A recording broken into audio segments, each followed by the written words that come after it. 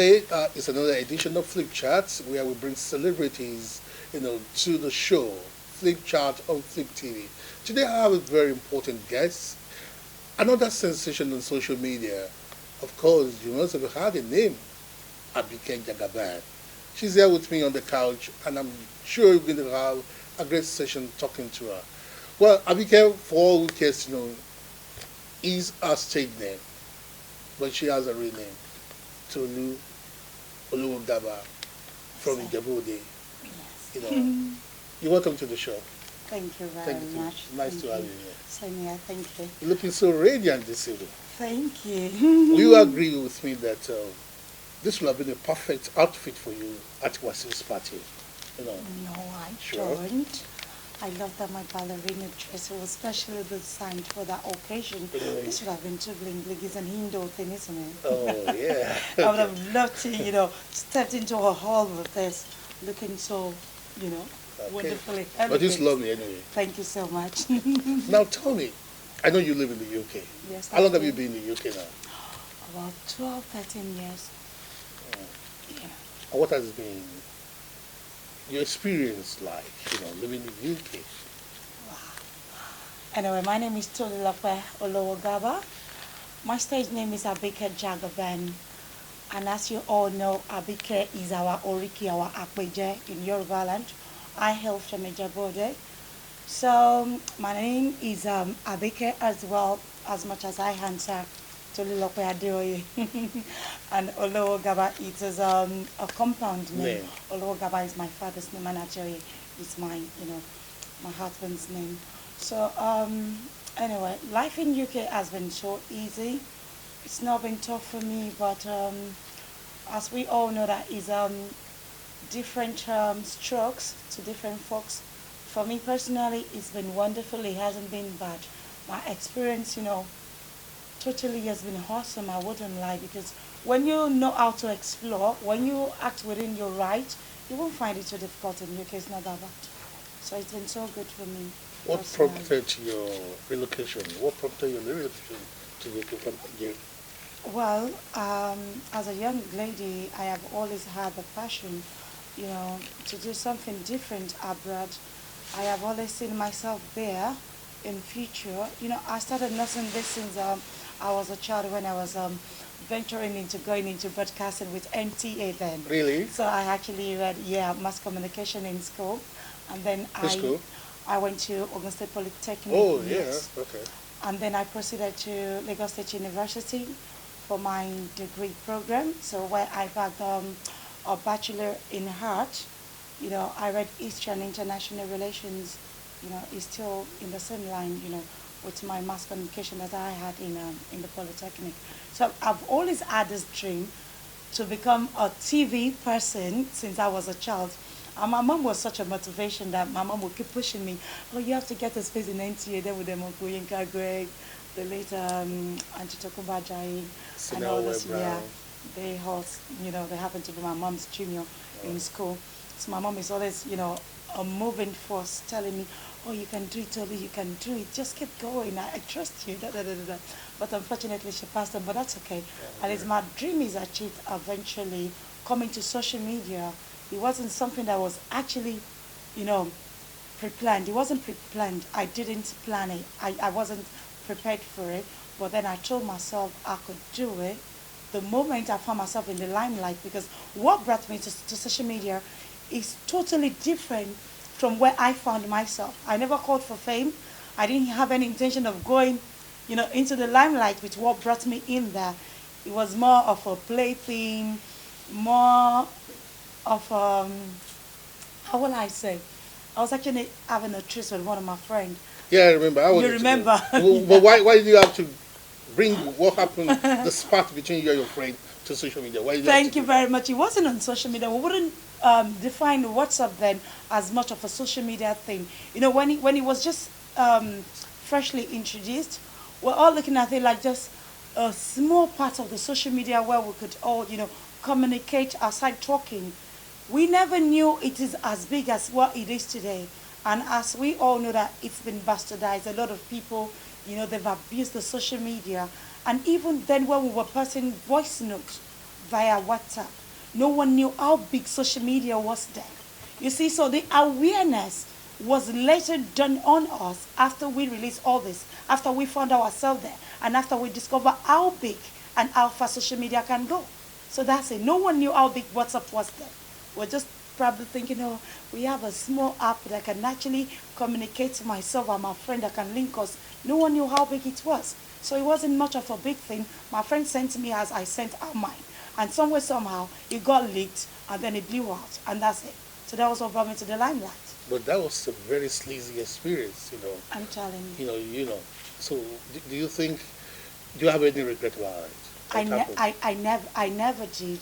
I never did. Why? Because a lot of people didn't get to hear from the other side because she knew what happened. But then I wouldn't want to go into that. It's quite personal, Yeah. and I think it should be in the past now. Okay, if It's something like that over 4 happened years. again, if something like that happened again, how will you treat it? How will you handle it? Well, Will you handle it the same way? I don't see it happening again because even myself didn't know the magnitude of what I did then or of what she did to me to prompt that.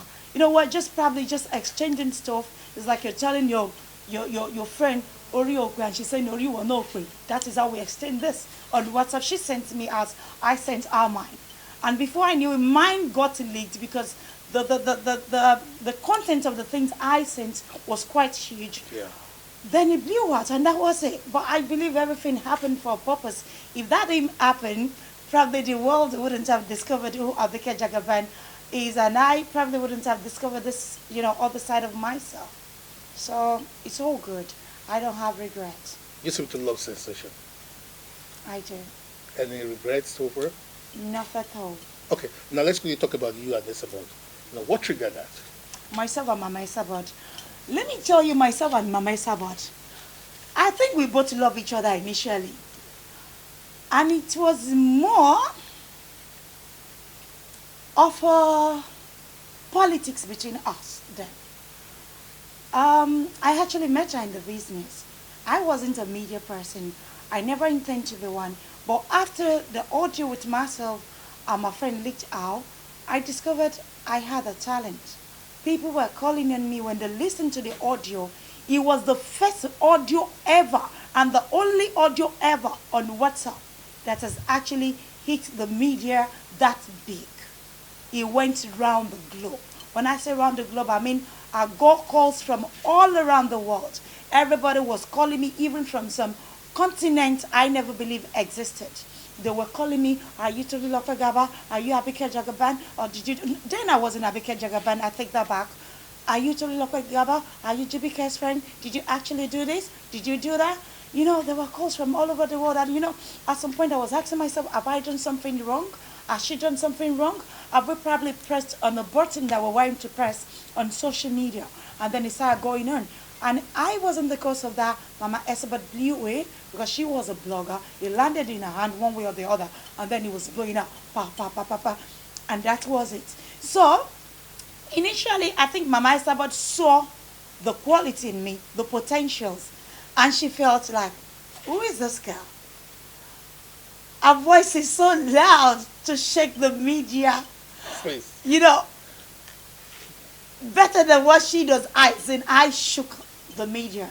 It was more of a chatter. Everywhere was shaking. And she called on me, who are you? And I refused to respond back to her.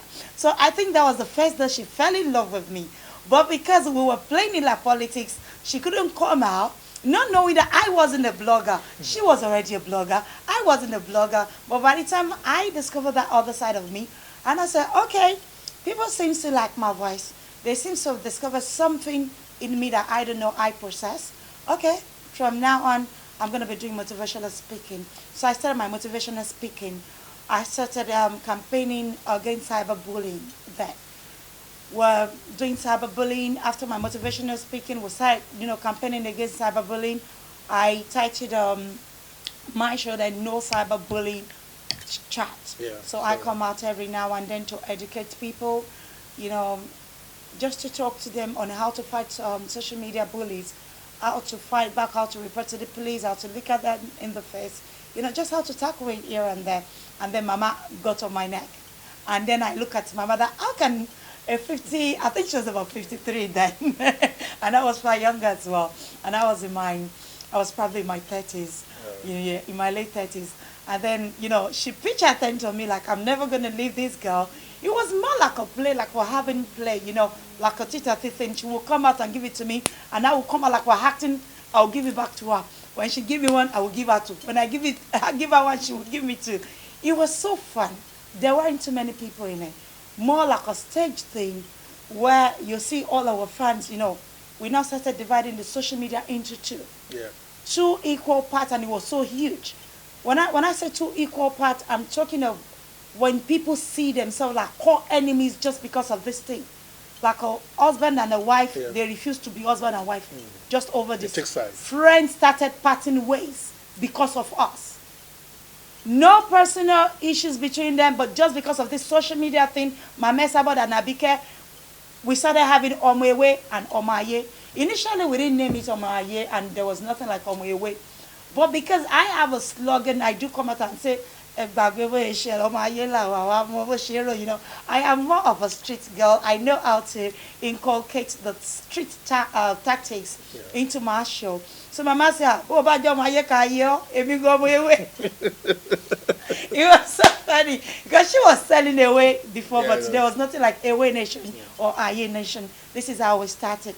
So before we knew it, our fans grew so huge, so big, that even us acting the movie, we didn't even know the magnitude of what we have created. It's so big that we could not handle it left and right anymore. And that's what brought us to this spot. Is there any prerequisite to be Omo Aye Nation? Yes. What are the prerequisites? Yes. If you look at my team, I have got more of young minds in my team.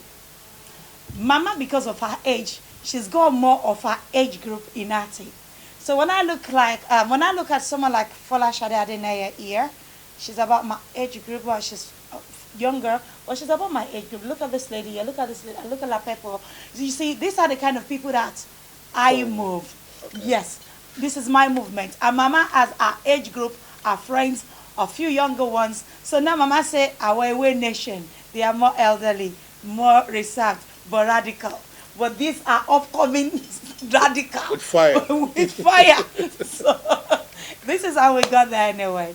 So I see more of myself in my... You had some friends along the line, but I also found out that some people dropped and they left you and started attacking you, like Dockers, and Mayowa, and so on. Okay. What really happened? I don't know those names. I know you win some, you lose some. Like those names you mentioned, they are not relevant. I don't know them. Really? Like if you want to talk about people, I have so many other people I can have you mentioned that I can relate with. Like those ones, I don't want to mention them because they are not significant in any way in the fight and the struggle. Okay. We have so many other people that came that actually left some nice legacies, some nice principles, and we have some that left bad ones. But like those ones, I'm not going to mention them because I don't even know them. I'm not familiar or conversant with them. It's just what it is, the way you guys are saying it. The only person I see that is significantly in the field with me is Mama Esa, but just her and nobody else. Is there anybody you lost and you wish had not? And is anyone I've lost that I wish I had? I wish this person had stayed with my movement. Well, like I've always told my team that if we look back, we actually had a few comrades that has played a major role in the struggle. But unfortunately, they say the end will justify the means. Definitely. They are nowhere to be found anymore in the struggle. So, like I've always told them, so that we can all celebrate this day, like today, and another, victory or success that will be coming, towards our way in future. But then they've played their own role, and I sincerely appreciated them. And when their strength felt weak, yes, and when their strength was weak, I discovered some of them could not go on anymore because they were blogging them, they were slapping their face, they were banging their head on the wall, and they couldn't take, the heat anymore. They told me, AJ, well, it's important for but I, as the number one head, as the, their leader, I don't want to get tired. In fact, I'm not tired. I'm never tired, and I'm still not tired. But because of my dad, and because of the love of our loved ones out there, our fans, I mean, we just have to both drop the guards, because some people claiming to support us are actually taking this so personal, to the point where they were going to attack themselves. They were vandalizing property. They were physically attacking themselves. They were actually venturing killing, assassinating. That takes me to what happened in Trafford. Yes. You were in the north. Nobody touched you. Yes. What happened? Just because I am a correct daughter of Ijebu the land.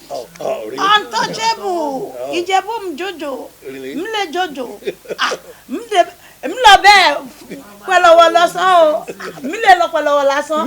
Èmi lọ bí ọmọ Ìjẹ̀bú tí ò gbọdọ̀ jojo ni, and above all, bí ṣe máa ń sọ pé àánú ojú ò ń jẹ́ kan tọwọ́ bọ̀.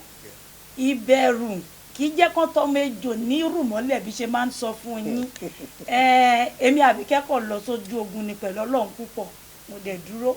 Ẹ̀dẹ̀ tí mo kò sẹ́ni tó tọwọ́ bọ Ọlọ́run lójú, so kò ń ṣoògùn Ọlọ́run ni.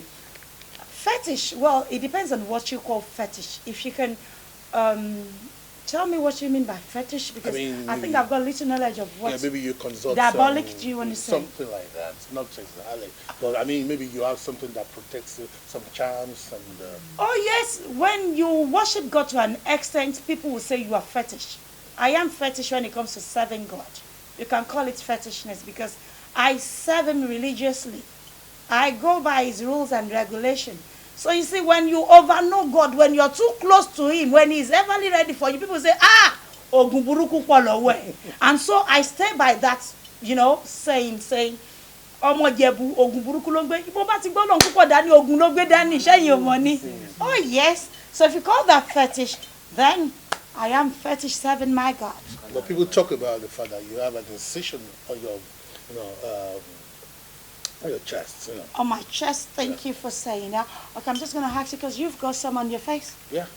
Why do you have that? Are you being fetish? No, probably that is one of Thank you. Jeburu mwa. Mo negbere nati kekere ni. Kekere wọ́n sin mi látorí wọ́n tó bá rí ọmọ àgbàlagbà bọ́nú àgbo. Jésù gan sin gbere. Gan ni. Ó ń ṣẹlẹ̀ nínú Bíbélì ẹ lọ trace ẹ dáadáa ti kura afan sin gbere. Onígbàgbọ́ sin gbere. Ṣé ni mo máa sọ fáwọn èèyàn being fetish. I don't know what you call being fetish, but then I hope everyone here acknowledge the fact that we've got three religions, isn't it? Yeah. We've got the Christianity, we've got traditional, we've got Islam. And you represent? I'm representing the three. You reflect it? Yes, I was a born Islam, lady. I am Islam by birth, Muslim. I used to practice it, and then my mom was a Christian. So at some point I had to practice Christianity. And then I got married to a Muslim man. So I switched back to Islam. But somewhere along the way, we all grow up past all this at times. It's an eye-opening era where I discover myself, I discover nature, I discover everything. I put everything to test. So if I were to be a mamalawo, I would do it to the best of my ability. I practice everything practicable, as long as you're not killing, you're not hurting anybody, you're protecting yourself, it's all about you. I've got burial, it's all over my body, that is true. Wow. Well, Yeah. in all of this, you just mentioned... I'm just joking anyway. All right, that's I'm fine. In all of this, you mentioned something about your husband.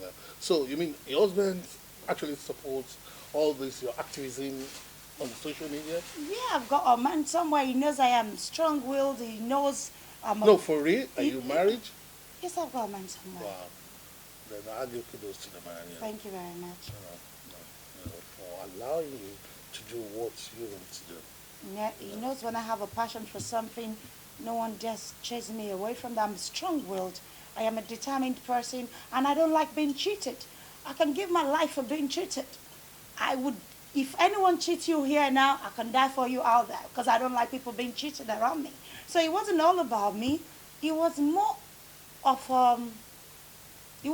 the people around my territory. After the period we started no cyberbullying, a lot of people were being bullied on social media, and we were there. So it got to a stage where we had to apply their own tactics. That is when they roar at us, we roar, higher and bigger back after them. And then they started tagging me. Oh, she says she represents the no cyber bully, but she's a bully herself. Why? Because it's not easy to quench this horrible fire. It's not an easy thing to stop bullying on social media. It's still on all of our Nollywood actresses, individuals, private bodies, even people that are timid. They experience this almost every now and then. And if you ask me, it's been drastically reduced since we brought the awareness.